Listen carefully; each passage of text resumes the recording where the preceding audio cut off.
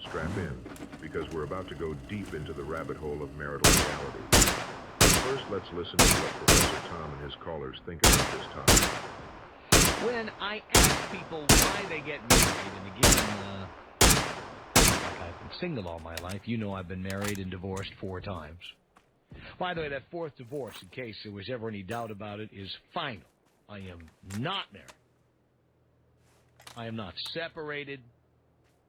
And the deal here is I ask you, when you tell me you're married, I ask, why did you get married? And the reason I ask this question is not because I'm better than you, because I've been married and divorced. The reason I ask is because I'm curious why other people. I mean, I could sit here all day, and I'm not going to waste anybody's time, again, talking about why I did it. I'm sick of talking about it. And I know there's always people who weren't paying attention the last time I talked about it, or who were too busy to tune in the 40 times I talked about every element of my married life over the years. But I do ask you when you call in why you get married, especially if you're younger. I say, why do you get married? And the number one answer I get, the number one answer is security. I get married because I want the security of a relationship. I get married because I want the security that marriage brings. Why would any man say that? Man does not get security. Women do. You know why?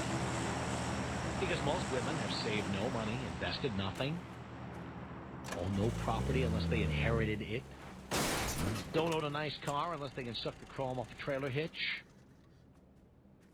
Most women come into relationships in debt. And the reason they come in debt is because they've been spending money on shoes, purses, clothing, trips with the girls to Cabo, and what have you, hoping to meet a guy who would ultimately then open up his checkbook and pay off all the bills that these women have been incurring.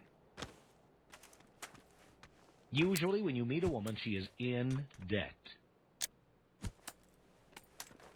He gets to give her the glass slipper, but he also gets the bills, the student loans, the Visa, the MasterCard, the American Express. Prince Charming gets to pay all those on. So there is security for a woman because when a woman gets you to sign a marriage agreement, a contract, if you will, we call it a marriage license or a marriage certificate, depending on whether you're married yet or not. When a woman gets you to sign, she gets benefits. She starts out usually contributing next to nothing. Sometimes, you know what has usually happened to me with women I've been with? Okay, they usually start off with like $1,000 or $2,000 that they have like in their checking account. And they say, well, you know, now that it's only right that I give you the $2,000 I have, or the $900 I have, or the $258 in my Citibank account.